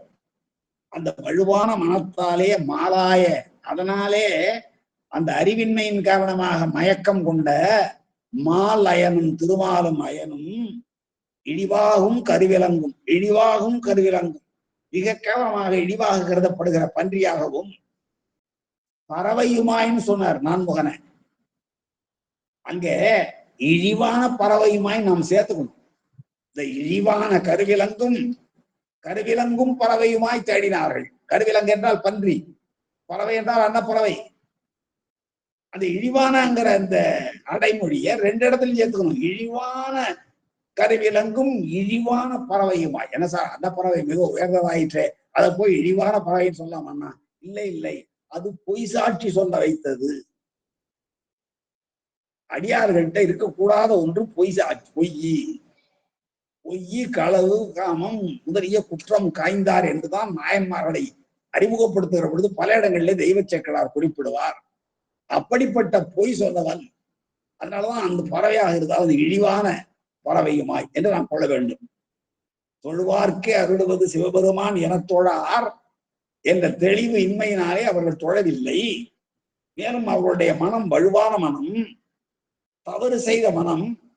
அந்த தவறு செய்த மனம் என்ன தவறு செய்தது என்றால், நான் தான் பெரியவன் என்று திருமாலும், நான் தான் பெரியவன் என்று நான்முகனும், பெரியவன் என்பதை விட கூட நான் தான் இறைவன் என்ற அந்த உணர்வோடு, அந்த தவறான உணர்வோடு மயக்கம் கொண்டமையினாலே, பிறர் உணர்ந்தமையினாலே அவர்கள் மாலும் மாலையனும் இழிவாகும் கருவிலங்காகவும் இழிவாகும் பறவையாகவும் முயன்று பார்த்து எய்தவில்லை. திருவடியை தேடிக்கொண்டு போனவன் தேடோனா தேவனை என்னுள்ளே இருப்பதை உணராமல் அங்கே தேடிக்கொண்டே போனான். கிடைக்கல. இரண்டு பேரும் கடைசியில என்ன செய்யறாள்? எய்தாமை, அறியாமையினாலே அடைய முடியாமல் போதனாலே விழுவார்கள். நிலை தவறி போய் கடைசியிலே என்னானார்கள்? அஞ்செழுத்தும் துதித்து இந்த படி விரித்தார் என்று ஞானசம்பந்த பெருமான் 8வது பாடலில் ராவணனையும், 9வது பாடலில் அடிமுடி தேடிய வரலாறையும், 10வது பாடலிலே சமன் சாக்கிய கொடுமைகளையும், 11வது பாடலிலே திருக்கடை காப்பையும் பாடினார் என்பதற்கு காரணமாக நம்முடைய தெய்வ சேக்கலார் குறிப்பிடுகிற பொழுது இவ்வாறு குறிப்பிடுகிறார். இந்த ரெண்டு பேரும் இழிவான கருவிலங்கும் இழிவான பறவையுமாய் தேடியும் அறியாமையினாலே தேடியும் எய்தாமல் போனதற்கு பிறகு அவர்கள் நிலை தெரிந்து போய் உண்மையை உணர்ந்தார்கள். ஏனென்றால் பெருமான் அண்ணாமலையாக தழல் பிழம்பாக அவர்கள் திரு 5 எழுத்தை ஓதி உய்ந்ததற்கு பின்னாலே தழல் பிழம்பாக பெருமான் நின்றான். அதனிடையே லிங்க புராண திருக்குறுந்தொகை என்ற ஒரு பகுதி இருக்கிறது. நாவுக்கரசருடைய 5ஆம் திருமுறையிலே அந்த லிங்க புராண திருக்குறுந்தொகையிலே ஏன் இவர்களாலே அடைய முடியவில்லை என்பதை மிக தெளிவாக காட்டுகிறார். நாம் நேரம் இருந்தால் சிந்திக்கலாம். அப்படி இந்த ஒரு 9வது பாடல்களில் எல்லாம் இந்த அடிமுடி தேடிய வரலாறை சொல்லுவார் அல்லவா? அப்ப முதல் பதிகமாகிய அந்த தோளுடைய செவியன் என்னும் பதிகத்துல 9வது பாடல்ல என்ன இவர்களை பற்றி குறிப்பிட்டார் என்கிற பொழுது, தாணுதல் செய்து இறை காணிய மாலோடு, தாழ் நுதல் செய்து, தாழ் என்பது திருவடி, முதல் என்பது திருமுடி. எனவே தாழ் நுதல் செய்து திருவடியை காண வேண்டும் என்றும் திருமுடியை காண வேண்டும் என்றும் எண்ணம் கொண்டு, காணிய மாலோடு தண்டாமரையானும், காண விரும்பிய மாலோடு திருமாலோடு தண்டாமரையானும், தாமரையில் வீற்றிருக்கிறவனாகிய நான்முகனும் திருமாலினுடைய உந்துச்சூழியில் உழைத்திருக்கிற தாமரையில் வீற்றிருந்துதான் வேதங்களை படித்துக் கொண்டிருக்கிறான் பிரமதேவன் என்பது வரலாறு. அப்படிப்பட்ட தண்டாமரையானும் நீள் நுதல் செய்து ஒழிய, நீள் நுதல் செய்துன்னா நீண்டு தொடர்ந்து அந்த செயலை செய்கிறார்கள். மேன்மேல் பறந்து கொண்டே அவன் போகிறான், கீழே கீழே தோண்டி கொண்டே அவன் போகிறான். அதான் நீண்டு செய்தல். நீள் நுதல் செய்தொழிய நிமிர்ந்தான் எனது உள்ளம் கவர்கள்வன்.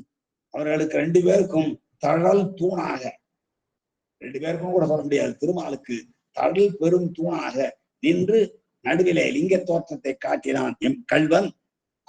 எனது உள்ளம் கவர்கள்வன். அவன் வாழ்வுதல் செய்ய, அது அகத்துறை பாடலாக முதல் பதிகம் அமைந்திருப்பதனாலே வாழ்வுதல் செய் மகளிர் முதலாகிய வையத்தவரேத்த பேணுதல் செய் பிரபாபுரம் மேவிய பிரம்மானிவன் என்று என்று சுட்டி காட்டுகிறார் தந்தைக்கு நாம் பார்த்திருக்கணும். அப்போ இந்த திருவடியையும் திருமுடியையும் காண வேண்டும் என்று குறி வைத்துக் கொண்ட ரெண்டு பேரும் இறை காணிய மாலோடு நான்முகன். இறை காணிய என்றால் இறைவனை காணும் பொருட்டு என்று ஒரு பொருள். இன்னொன்று நான் தான் இறை என்பதை ஒருவர் இன்னொருவருக்கு காட்டுவதன் பொருட்டு இந்த அகங்காரம் கொண்டு மேன்மேல் பறந்தும் கீழ்கீழ் தோண்டியும் கொண்டே செல்ல அந்த செய்த செயலானது செயலற்று போக பெருமான் அண்ணாமலையாய் உயர்ந்து நின்றார் என்று நான் சென்று பற்றுவேன் என்று தேவர்களுக்கு அப்பாற்பட்டவராக விளங்கினார் என்ற அந்த பாடல்ல 9வது பாடலில் நம்முடைய குறிப்பார். நம்முடைய லிங்க புராண திருக்குறுந்தொகை என்ற ஒரு பகுதி இருக்கிறது. அந்த பகுதியில திருமாலும் பிரமதேவனும் ஏன் காண முடியவில்லை, காண வேண்டும் என்றால் என்ன செய்திருக்க வேண்டும், அந்த கருத்துக்களை மட்டும் நான் சொல்லுகிறேன். பகுதி முழுவதையும் பின்னாலே நண்பர்கள் படித்தறிந்து கொள்வதாக. நாம் எவற்றை செய்தால் அந்த பெருமானை அடைய முடியும், அதை அவர்கள் செய்யவில்லை. மாலோடு நான்முகன் செய்யவில்லை. எதை செய்தால் பெருமானை காணலாம் என்றால் மலரிட்டு பெருமானை வணங்க வேண்டும், அதை அவர்கள் செய்யவில்லை. நந்தவனங்கள் எல்லாம் வைத்து நாம் மலர்களை உருவாக்க வேண்டும், கொய்ய வேண்டும். பூவும் நீரும் கொண்டு பெருமானை நீராட்ட வேண்டும். திருச்சாந்திட்டு வலம் வர வேண்டும். திருக்கோயிலை திரு அலகிடுதல், திருமெழுக்கிடுதல் ஆகிய செயல்களை செய்ய வேண்டும். பூக்கள் பெய்த கூடையை புனைந்து சுமக்க வேண்டும். நெய்யும் பாலும் கொண்டு அபிடேகிக்க வேண்டும். பொய்யற்ற வஞ்சகமற்ற புகழ்ச்சியை நாம் பெருமானிடம் செய்ய வேண்டும். பெருமானுக்கு பிடித்தமான மலர்களை கொண்டு இண்டை மாலைகள் எல்லாம் அணிவிக்க வேண்டும். மிக குறைந்த ஆடைகளையே அணிய வேண்டும். மரங்கள் ஏறி நாமே மலர் பறிக்க வேண்டும். நீர் சுமந்து அபிடேகம் செய்ய வேண்டும். போதோடு நீர் சுமந்தேற்று புகவாரவரும் போவேன்னு சொல்வார்கள், அது போல செய்ய வேண்டும். பெருமானுடைய அந்த கையில் இருக்கிற அணிகலன்கள், கையில் இருக்கிற போர் கருவிகள் ஆகியவற்றையெல்லாம் கூட அரக்கருணையின் வடிவமாக கொண்டு நாம் வணங்க வேண்டும். நம்முடைய 8 உறுப்புகளும் தரையில் படும்படியாக அட்டாங்க நமஸ்காரம் செய்து வழிபாடு செய்ய வேண்டும். வெந்த நீர் விளங்க அணிய வேண்டும். மனமிக்க மலர்களால் பெருமானுக்கு மாலைகள் புனைய வேண்டும். இப்படி உருத்திராக்கம் அணிந்து கபாலம் ஏந்தி வெண்சங்கு முதலான ஊதி பெருமானுடைய புகழை பரப்ப வேண்டும். இவற்றையெல்லாம் அவர்கள் செய்யவில்லை என்று அந்த 5ஆம் திருமுறையில் லிங்க புராண திருக்குறுந்தொகையிலே சொல்லி காட்டுகிறார் நாவுக்கரச பெருமான். அதனாலேதான் அவர்களாலே காண முடியவில்லை என்ற செய்தியும் சொல்லப்பட்டிருக்கிறது. நிறைய இன்னும் கூட செய்திகளை நாம் சொல்ல முடியும். காரணம் 4ற்கும் அப்பால் அவன் அறிய துணிந்த காரணம் நான்முகனுக்கு அறியான், அவன் அறியானை அந்தடதம் சித்தையானை என்றெல்லாம் பாடி காட்டுவார் அந்த நாவுக்கரசர். அப்படிப்பட்ட நான்முகனுக்கும் அறியவன் நான் நடுவாய் நிறைந்தான் தழல் தூணாய், அந்த தழல் தூணாக நின்ற அண்ணாமலையில் நின்ற அந்த நிலை. ஆனால் அவன் பூரணன். பூரணன் என்றால் முழுமையானவன். இந்த உலகத்திலே முழுமையான ஒன்று, எல்லாவற்றிலும் முழுமை பெற்ற ஒருவர் உண்டென்றால் அதுதான் பெருமான். அவர்தான். அதனாலதான் முருகப்பெருமானுக்கு இளம்பூரணன் என்று பெயர். முழுமையானவர் யார் என்றால் பெருமான் தான் பூரணன். எந்த குறையும் இல்லாதவன், தன்னேர் இல்லா தலைவன், தனக்கு ஓமை இல்லாதவன். அந்த 10 குறட்பாக்கள் திருக்குறள்ல முதல் அதிகாரம் கடவுள் வாழ்த்துல அதுல சொல்லப்பட்டிருக்கிற தன்மைகளெல்லாம் பாத்தீங்கன்னா அவருடைய முழுமை தெரியும். பூரணன் நான்முகனுக்கும் அரியானாகிய அந்த பெருமான் நடுவாய் நிறைந்த அந்த தழல் தூணின் உள்ளீடாய் விளங்கிய பூரணன், முழுமையானவன். அவன் எந்தை புகழைப்பெறான். பொழில் அத்தனைக்கும் காரணம். பொழில்னா உலகம்னு அர்த்தம். சோலைகள் மட்டும் பொருள் இல்லை, பொழில் 7 கோடிதா 7 கடலாய் என்றெல்லாம் நம்முடைய நாவுக்கரசரே பாடுவார் திருத்தாண்டகத்துல. பொழில் என்றால் உலகம் என்பது பொருள். உலகம் எத்தனை இருக்கிறது? கீழே 7 மேலே 7 என்றெல்லாம் சொல்லுவோம். நாம் நடுவில் இருக்கிறோம்னு சொல்லுவோம். அதோடு மட்டும் இல்லாமல் எத்தனையோ 224 புவனங்களை நம்முடைய பெருமான் படைத்து வைத்திருக்கிறார். எல்லாவற்றிற்கும் காரணம் யார் என்றால் பெருமான் தான். சித்தாந்தோடு நிமித்த காரணம் தான் சொல்லுவோம். அப்படி காரணமாக விளங்குகிறவர் பெருமான் தான். அத இந்த 224 புவனங்கள் 5 கலைகளிலிருந்து நிவர்த்தி கலை, புரட்டாகலை, வித்யா கலை, சாந்தி கலை, சாந்தி அதிக கலை என்று சொல்லப்படுகிற கலைகளில் இருந்தெல்லாம் இந்த புவனங்கள் படைக்கப்பட்டிருக்கிறதையும் அவற்றுக்கெல்லாம் அதி தேவர்களாக கடவுள்கள் நியமிக்கப்பட்டிருப்பதையும் அவர்களுடைய தொழில்கள் எல்லாம் கூட எத்த உலகத்துக்கு யார் கடவுள், அவை எத்தனை புவனங்கள் இன்னாரின் கீழே இருக்கின்றன என்ற விவரங்கள் எல்லாம் நம்முடைய சித்தாந்த சாஸ்திரங்கள் மிக தெளிவாக சொல்லுகின்றன. அப்படி எல்லா புவனங்களுக்கும் காரணமாக விளங்குகிறவர் நம்முடைய பெருமான் தான். அவர் நம்முடைய அந்த கரணம் கடந்த சிந்தையாலும் அறிவரும் செல்வனே என்று சொல்வது போல நம்முடைய அந்த கரணங்கள் ஆகிய உட்கருவிகளாலும் அறிய முடியாத கருப்பொருளாக உயிர் நிலை பெற்ற உயிர் நாடியான பொருளாக பெருமான் விளங்குகிறார் என்று இந்த பாடலை அவர் குறிப்பிடுகிறார். இன்னும் ஒரு மேற்கோள் விளங்கா பகுதியிலிருந்து ஒரு பாடல். அதுல அந்தி ஆரண மந்திரத்து அன்புடன் அவனை, அந்தி ஆரணம், அந்தி என்றால் காலையும் மாலையும் தான். அந்தியும் நண்பகலும் 5 பதம் சொல்லியும் கூட அன்னைக்கு பார்த்தோம். எனவே அந்தி என்றால் காலை அந்தியும் மாலை அந்தியும் ரெண்டும் சேர்ந்தது அந்தி என்று பேர். நாம் மாலை மட்டும் சொல்லிக் கொண்டிருக்கிறோம்.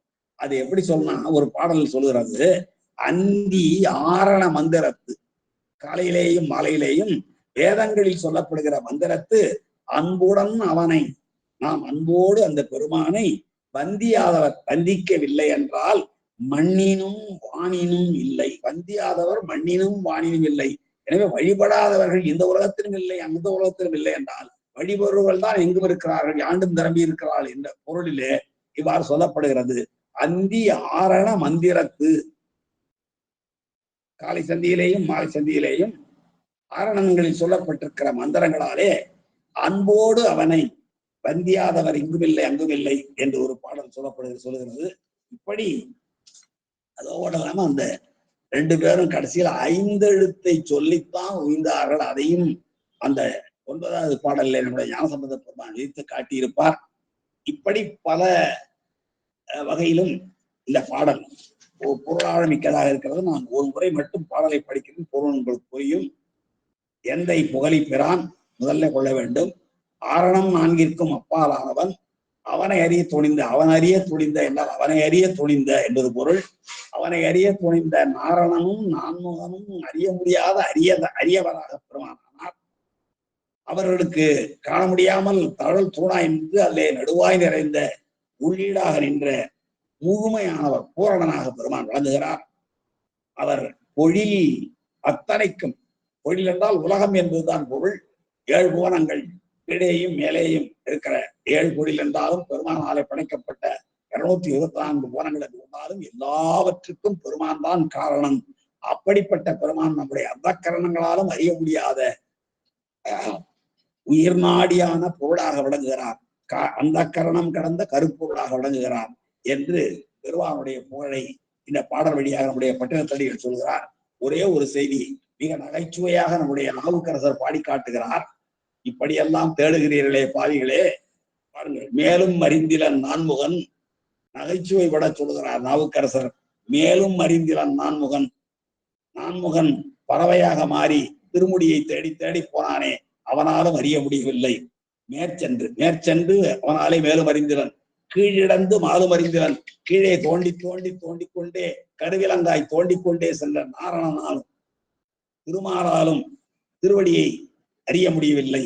ஆனால் மாலுத்தத்தே வழிபாடு செய்யும் சிவ வழிபாடு செய்து கொண்டிருக்கிற பாலன் மீது சென்று மார்க்கண்டேயனை பிடிப்பதற்காக சென்று பாசம் விசிறி அவன் மீது கயிறை வீச, அப்பொழுது பெருமானுடைய காலால உதப்பட்டானே, மறிந்த சிந்தை காலன் அறிந்தான். செத்துப்போன காலன் யமன் அறிந்தான் அறிதற்கரியான் கடலடியே சேவடியே.